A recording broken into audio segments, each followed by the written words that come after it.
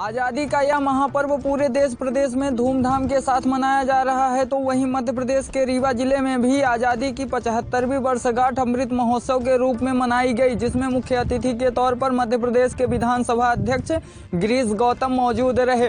हालांकि यह कार्यक्रम सभी संस्थानों में किया गया, लेकिन जो रीवा शहर है, रीवा शहर के पुलिस परेड ग्राउंड में मुख्य कार्यक्रम आयोजित किया गया, जहां पर मध्य प्रदेश के विधानसभा अध्यक्ष गिरीश गौतम ने ध्वजारोहण कर परेड की सलामी ली। आपको बता दें कि इस दौरान मध्य प्रदेश विधानसभा अध्यक्ष के द्वारा मध्य प्रदेश शासन के मुख्यमंत्री के द्वारा जो संदेश पत्र दिया गया था, उसका भी वाचन किया गया और सरकार के द्वारा दी गई योजनाओं को गिनवाया गया। वहीं इस अवसर पर पूर्व मंत्री राजन शुक्ला सहित रीवा कलेक्टर भी मौजूद रहे और रीवा जिले के जितने विधायक हैं वह भी पुलिस परेड ग्राउंड में मौजूद रहे। वहीं कार्यक्रम चल ही रहा था, इसी बीच में सभी विभागों की झांकियां निकाली गई और मध्य प्रदेश विधानसभा अध्यक्ष को सलामी दी गई है। आपको बता दें कि आज पूरा देश, प्रदेश और जिला, तहसील स्तर तक, गांव-गांव तक 75वीं वर्षगांठ मना रहा है।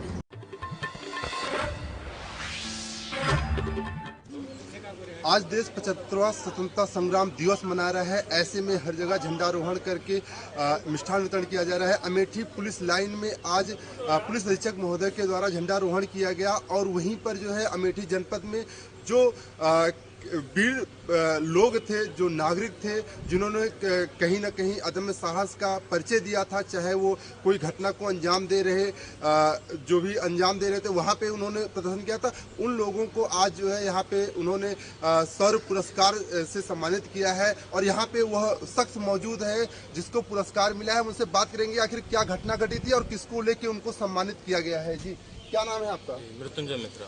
ये आज किस प्रकार की आपको जो है पुरस्कार दिया गया है और किसके द्वारा? 7 तारीख को हमारे ऊपर 3 लुटेरे बदमाश आए थे और हमला कर दिए थे, जिससे हमारे गर्दन में गोली लग गई थी।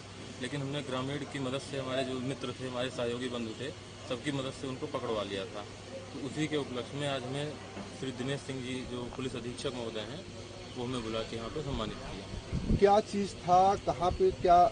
मैं बैंक ऑफ बड़ौदा ग्राहक सेवा केंद्र का संचालक हूँ। मृत्युंजय मिश्रा नाम है। मुसाफिर खाना घर है। वहाँ पे 3 लुटेरे लगभग 10:30 बजे आए और रिवॉल्वर लगा के, मतलब 315 थी। तो ऐसे में आपको गोली भी लगी तो आपको डर नहीं लगा? नहीं, बिल्कुल डर नहीं लग रहा था, क्योंकि हम गलत नहीं थे उस जगह पे। तो ऐसे में क्या संदेश देना चाहते हैं आप उन नागरिकों को जो अभी भी सेवा करना चाहते हैं? संदेश हमारा यही है कि हम अगर गलत नहीं करेंगे तो हमें डर बिल्कुल नहीं लगेगा किसी चीज़ का, चाहे वो गोली हो, चाहे जो भी हो। अगर हम सही हैं अपनी जगह पे तो सही हैं, और हम सही थे, इसीलिए हमारे साथ सब लोग थे। हमारे मतलब गांव के, आस पड़ोस के लगभग 2-2.5 हज़ार आदमी इकट्ठा हो गए थे। अगर मैं गलत होता तो हमारे साथ कोई ना था उस टाइम पे। तो अगर हम सही रहेंगे अपनी जगह पे तो हमारे साथ सब लोग रहेंगे, इसलिए हमें निडर होकर चलना है। बिल्कुल किसी से डरने की जरूरत नहीं है। बिल्कुल सही बात है कि अगर हम निडर रहेंगे और अपने कर्तव्यों का पालन करेंगे तो निश्चित तौर पर सफलता हमको ही मिलेगी। और कहीं ना कहीं इसका जो आज इनको सम्मान मिला है वो बहुत ही गौरव की बात है। कैमरामैन संजय यादव के साथ राजकुमार जायसवाल, ANB न्यूज, अमेठी।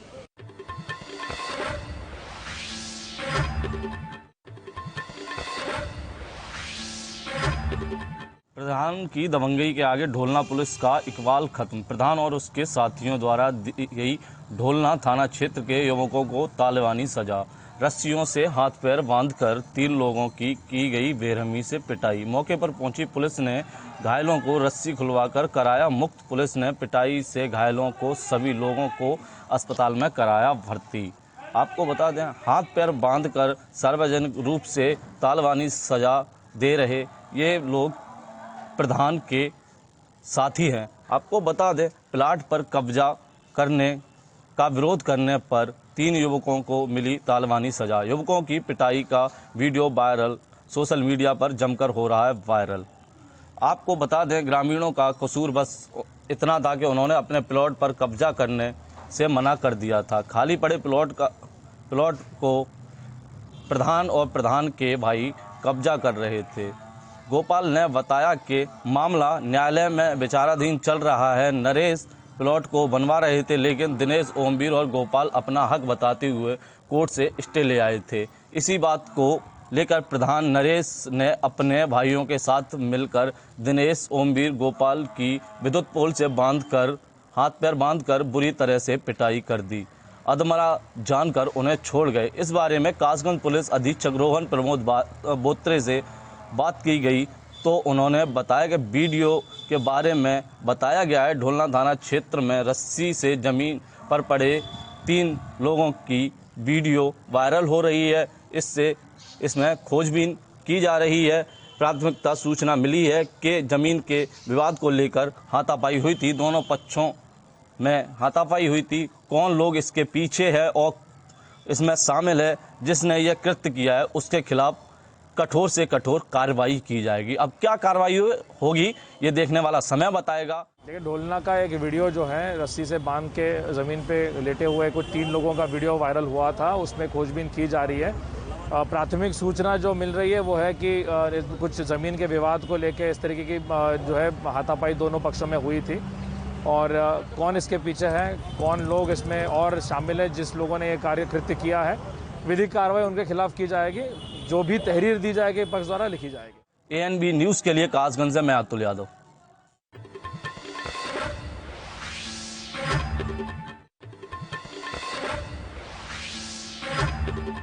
आज़ादी की 75वीं वर्षगांठ पर गोरखपुर के सदर सांसद रवि किशन ने आज गोरखपुर वासियों को बड़ा तोहफा दिया। कोरोना की लहर में जिस तरह से तबाही मचाई हुई थी, उसको देखते हुए सरकार पूरी तरीके से सतर्कता बरतते हुए जो भी आवश्यक चीज़ है वो कर रही है। इसको लेकर अब ऑक्सीजन प्लांट लगाने का काम जोर शोर से किया जा रहा है। वहीं आज स्वतंत्रता दिवस के अवसर पर गोरखपुर के सदर सांसद रवि किशन ने पूर्वोत्तर रेलवे के ललित नारायण मिश्र अस्पताल के ऑक्सीजन प्लांट का उद्घाटन किया। बताते चले कि यह प्लांट 1 घंटे में 500 लीटर ऑक्सीजन का उत्पादन करेगा, जिससे लोगों को काफ़ी राहत मिलेगी। हालांकि गोरखपुर में ऑक्सीजन की कमी से भारी परेशानी और दिक्कतें लोगों को हुई थी। इसको देखते हुए सरकार पूरी तरीके से सतर्क थी और ऑक्सीजन प्लांट लगाने का काम किया जा रहा था। गोरखपुर के लगभग सभी सरकारी अस्पतालों में ऑक्सीजन प्लांट लगाने का काम पूरा हो चुका है और जिसमें बचा है उसको भी पूरा करने का काम जोर शोर से किया जा रहा है।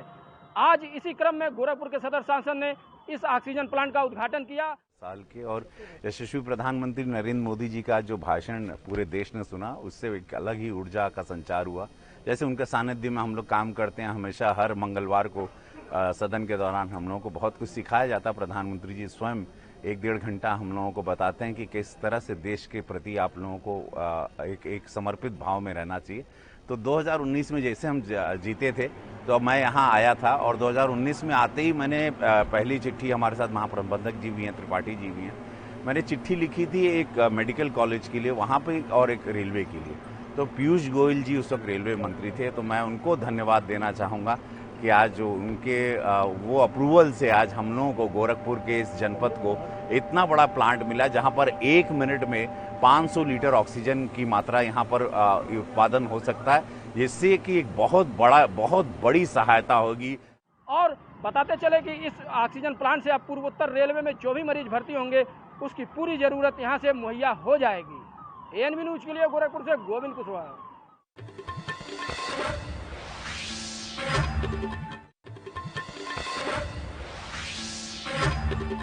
पूरे देश में आज 15 अगस्त की धूमधाम से तैयारी देखी जा रही है। आज देश 75वां स्वतंत्रता दिवस मना रहा है और देवरिया में भी लगातार सुबह से कार्यक्रम चल रहे हैं। कलेक्ट्रेट में जिलाधिकारी आशुतोष निरंजन द्वारा लगातार झंडारोहण के बाद से सभी यहाँ के पूर्व सैनिकों के परिजनों को और खिलाड़ियों को और सेनानियों को यहाँ पर सम्मानित किया जा रहा है।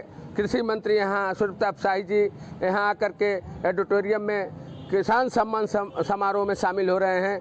पुलिस अधीक्षक जो झंडारोहण के बाद लोगों को अपने यहाँ सम्मानित कर रहे हैं। और इस समय मैं मौजूद हूँ देवरिया के जो रामचंद्र विद्यार्थी स्मारक है, जो यहाँ के शहीद हैं, अंग्रेजों के दांत खट्टे करने वाले रामचंद्र विद्यार्थी का यहीं पे स्मारक है और यहीं से उनका नाम जाना जाता है। पूरा देश एक बार उनका नाम लेके अंगड़ाई लेता है।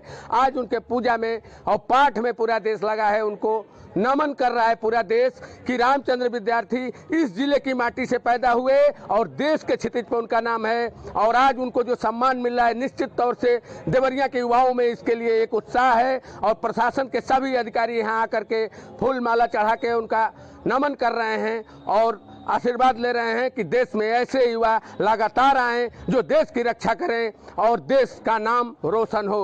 देवरिया से विशाल मिश्रा, एनबी न्यूज।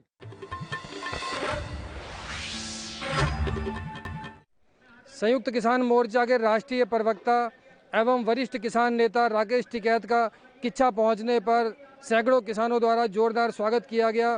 संयुक्त किसान मोर्चा के बैनर तले दिल्ली के गाजीपुर बॉर्डर सहित अन्य सीमाओं पर कृषि कानून के विरोध में पिछले कई महीनों से किसानों द्वारा धरना प्रदर्शन किया जा रहा है। किसानों से आह्वान है, अपने खेत पर नजर रखो और दिल्ली के आंदोलन पर नजर रखो। युवा अपने ट्रैक्टर पर नजर रखे, ट्विटर पर रखे, टैंक पर नजर रखे। उधम सिंह नगर के किच्छा में वरिष्ठ किसान नेता एवं राष्ट्रीय प्रवक्ता राकेश टिकैत का किसानों द्वारा जोरदार स्वागत किया गया। कृषि कानून के विरोध में पिछले करीब 8 माह से सैकड़ों किसानों द्वारा अपनी मांगों को लेकर दिल्ली की सीमाओं पर केंद्र सरकार के खिलाफ धरना प्रदर्शन किया जा रहा है। इसी कड़ी में किच्छा के कृषि उत्पादन मंडी समिति मैदान में किसानों ने जोरदार सभा की। राकेश टिकैत ने किसानों में जोश भरने का काम किया और जो दिल्ली की सीमाओं पर आंदोलन किया जा रहा है उस आंदोलन में तेजी लाने और किसानों में जोश भरने का काम किया गया। आने वाले समय में किसानों की मांगें पूरी नहीं होंगी या नहीं होंगी ये तो आने वाला समय ही बताएगा, लेकिन फिलहाल किसानों द्वारा मोदी सरकार के खिलाफ मोर्चा खोलते हुए उन्हें घेरने का हर संभव प्रयास किया जा रहा है। इसी कड़ी में सैकड़ों किसानों ने किच्छा के कृषि उत्पादन मंडी समिति मैदान में जोरदार सभा की और केंद्र सरकार के खिलाफ मोर्चा खोला। किसानों ने एक स्वर में कहा कि जब तक तीनों कृषि कानून वापस नहीं होंगे उनका आंदोलन जारी रहेगा। अपने सहयोगी ऋषभ शर्मा के साथ राजू सहगल, ANB न्यूज किच्छा।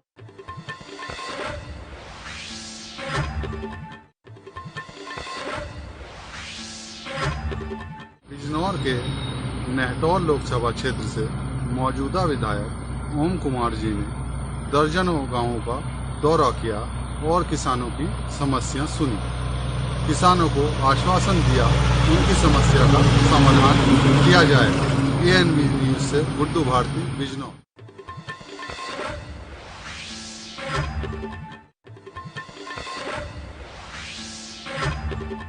उत्तर प्रदेश के ऊर्जा मंत्री श्रीकांत शर्मा 2 दिवसीय दौरे पर मथुरा पहुंचे और आज 15 अगस्त के दिन मथुरा के जिला हॉस्पिटल में ऑक्सीजन प्लांट का आज शुभारंभ किया गया है, उद्घाटन किया गया है, जिसमें मथुरा के जिला अधिकारी नवनीत चहल और मथुरा के वरिष्ठ पुलिस अधीक्षक सहित सभी अधिकारीगण मौजूद रहे। वहीं बहुत समय से जिला हॉस्पिटल में एक चौकी निर्माण को लेकर शिकायतें मिल रही थी, उसको देखते हुए आज ऊर्जा मंत्री श्रीकांत शर्मा के द्वारा आज उसका उद्घाटन भी किया गया है। वहाँ पर चौकी खोली गई है जिससे आने वाले लोगों को वहाँ राहत मिल सके, लोगों की समस्या दूर हो सके। उसको लेकर आज 15 अगस्त के दिन उस चौकी का निर्माण किया गया है। वहीं मथुरा जनपद के सभी अधिकारी, सभी भारतीय जनता पार्टी के कार्यकर्ता सहित सभी लोग मौजूद रहे।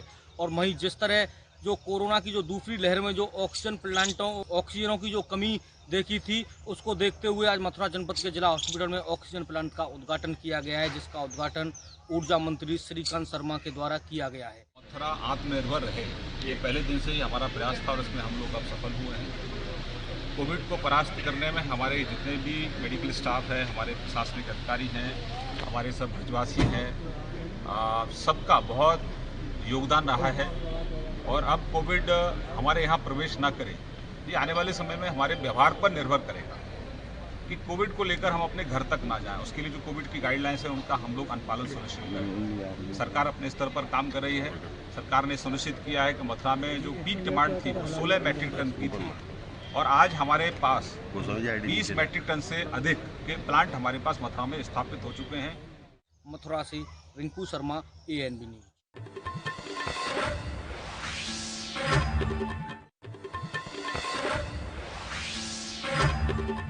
दिनों गंगा का जलस्तर लगातार बढ़ता जा रहा था, लेकिन लगभग 2 दिनों से गंगा का जल स्तर धीरे धीरे स्थिर होता जा रहा है।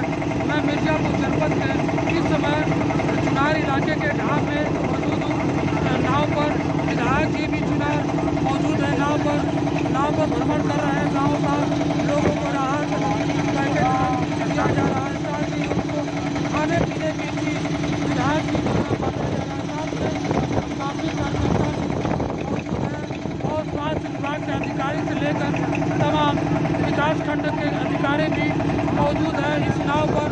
हालांकि आपको बता दें कि इलाके के लगभग कई गाँव बाढ़ से प्रभावित थे। दर्जनों गाँव का संपर्क टूट गया था। मिर्जापुर जनपद में लगभग सैकड़ों गाँव बाढ़ से प्रभावित हैं, लेकिन धीरे धीरे गंगा का जलस्तर लगातार बढ़ता जा रहा है। फसलें आप देख सकते हैं फसलें किस तरह से डूब चुकी है। ये बहुत बुरी तरीके से प्रभावित है बाढ़ से, जिसका संज्ञान मंत्री जी ने भी लिया था। तो यहाँ के अधिकारियों से भी बात किया, हम लोगों से भी बात की और उसमें पानी दूषित हो जाता है। उसके लिए दवाई, क्लोरीन की दवा और खेतों में जो फसल नष्ट हुई है उसके लिए साथ में तहसील के कर्मचारी, अधिकारी बंधु भी साथ में हैं। उनका मुआयना करके सर्वेक्षण करके उनका जो मुआवजा है उसकी वो तय की जा रही है। एवं कुछ मकान भी गिरे हैं, कुछ लोगों के क्षति भी पहुंची है। तो इन सभी चीज़ों का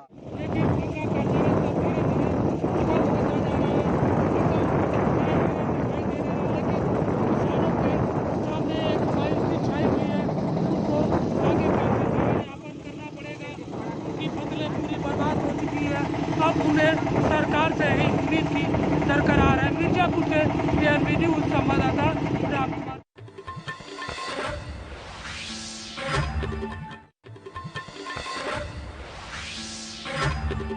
भारतीय किसान यूनियन के राष्ट्रीय प्रवक्ता राकेश टिकैत आज अपनी तिरंगा यात्रा के दौरान आज रुद्रपुर पहुंचे, जहां उनका कार्यकर्ताओं द्वारा स्वागत किया गया। स्वागत के दौरान राष्ट्रीय प्रवक्ता राकेश टिकैत जिला प्रशासन पर जमकर बरसे तथा उन्हें आड़े हाथों भी लिया। कहा है कि मंडी में किसान एक ही ध्वज लगेगा, दूसरा किसान का ध्वज लग नहीं सकता। क्या तिरंगे को भी एक ही है क्या? अगर किसान तिरंगा ले रहा है और वो मंडी में लगाना चाहता है जहाँ पर अपनी फसल बेचता है तो वो भी लगा अपना तिरंगे। तो अगर मंडी में 100 लग जाए तो कोई गलत चीज थोड़ा। तिरंगे में तो आस्था सबकी रहनी चाहिए। लेकिन प्रशासन ने ये क्या सोच लिया कि हम तिरंगा सरकारी जो भवन है सर, मंडियां तो किसान की हैं।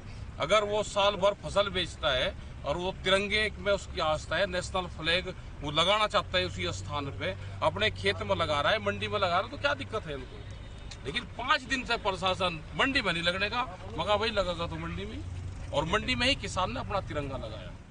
किसान यूनियन के राष्ट्रीय प्रवक्ता राकेश टिकैत ने कहा कि तिरंगा नेशनल फ्लैग है और इसको सम्मान पूर्वक कोई भी किसान अपने घर पर या खेतों पर सम्मान पूर्वक फहरा सकता है। उन्होंने कहा कि मंडी में पिछले 5 दिन से प्रस्तावित था कि किसानों द्वारा नेशनल फ्लैग का ध्वजारोहण किया जाएगा, मगर प्रशासन द्वारा उन पर लगातार दबाव बनाया जा रहा था कि यहाँ पर नेशनल फ्लैग ना फहराया जाए। उन्होंने प्रशासन और सरकार की मंशा पर सवाल खड़े करते हुए कई गंभीर आरोप भी लगाए। अपने सहयोगी के साथ ANB न्यूज़ रुद्रपुर से मुमताज अहमद।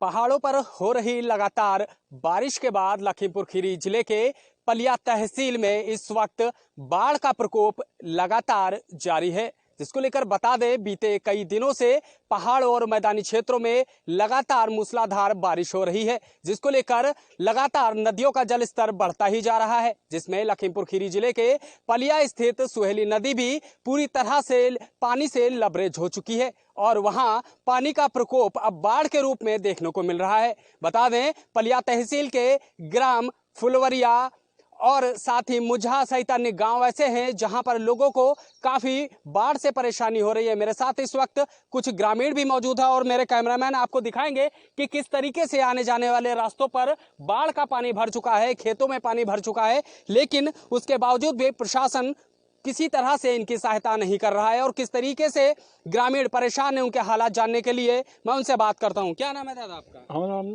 जोखे। किस तरीके से आपको बाढ़ से परेशानी हो रही है? परेशानी का आप कल से आए रहे हैं जी।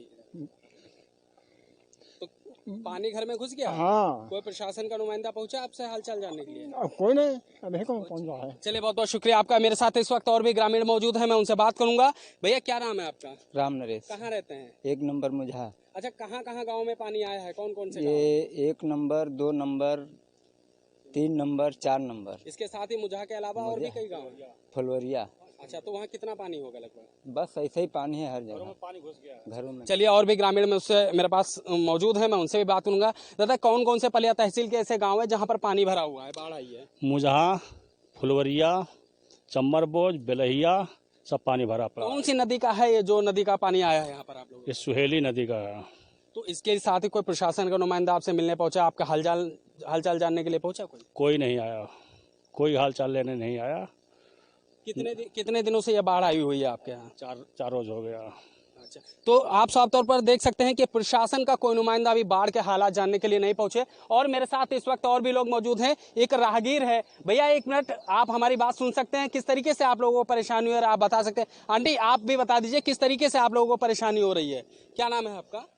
हमारा नाम धानमती। अच्छा, तो किस तरीके से आप लोगों को परेशानी हो रही है? बहुत परेशानी हो रही, क्यों नहीं हो रही है?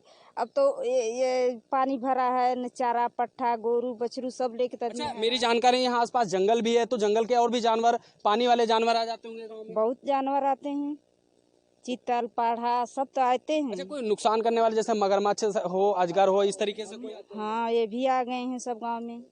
चलिए, बहुत बहुत शुक्रिया जानकारी देने के लिए। और आप साफ तौर पर देख सकते हैं ग्रामीणों में कहीं ना कहीं बाढ़ से दहशत भी दिखाई दे रही है। और कई गांव ऐसे हैं जो पानी से लबरेज हो चुके हैं, उनको जहां रास्तों पर पानी भरा हुआ है, आने जाने में परेशानी हो रही है। वहीं साथ ही और भी कई गांव हैं जो पलिया तहसील में पीड़ित हैं। और आपको ये भी बता दें, लगातार बाढ़ के प्रकोप से सैकड़ों एकड़ गन्ने की फसल हो या फिर जमीन हो, वो पूरी तरह से पानी के कटान से प्रभावित होती है, कट जाती है। सैकड़ों एकड़ भूमि बाढ़ निगल जाती है, लेकिन इसके बावजूद ग्रामीणों की और किसानों की सुनने वाला कोई नहीं है। अब देखना यह है कि किस तरीके से यह जो बाढ़ आई है, अब किस तरीके से तहसील प्रशासन इनकी मदद करता है और किस तरीके से या अपनी हालचाल या उनकी परिस्थितियां जानने के लिए प्रशासन उनसे रूबरू होता है।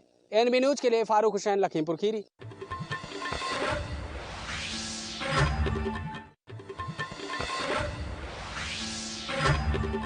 रायबरेली के हरचंदपुर कस्बे में उस समय सनसनी मच गई जब खेत पर सो रहे एक बुजुर्ग किसान पर उसके रिश्तेदार ने धारदार हथियार से हमला बोल कर उसे लहूलुहान कर दिया और वो मौके से फरार हो गया। सुबह जब परिजन खेत गए तो बुजुर्ग को लहूलुहान की अवस्था में वहां देखा। परिजन उसे अस्पताल ले जा रहे थे, बुजुर्ग ने रास्ते में दम तोड़ दिया। परिजनों ने इसकी सूचना हरचंदपुर पुलिस को दी। मौके पर पहुंचे रायबरेली के अपर पुलिस अधीक्षक विश्वजीत श्रीवास्तव ने बताया कि परिजनों की पूछताछ में पता चला है कि उसके रिश्तेदार जयराम ने ही बुजुर्ग के ऊपर हमला बोलकर उसकी हत्या कर दी है।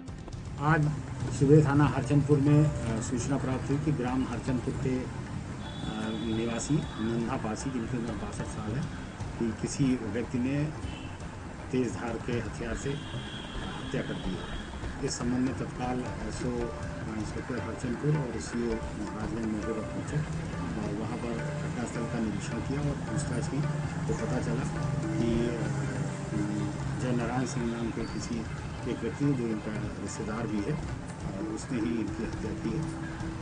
इस संबंध में तत्काल अभियोग पंजीकृत कर कर टीमें दबिश के लिए रवाना की गई और शीघ्र ही उसे गिरफ्तार भी कर लिया गया और अग्रिम विधिक कार्रवाई।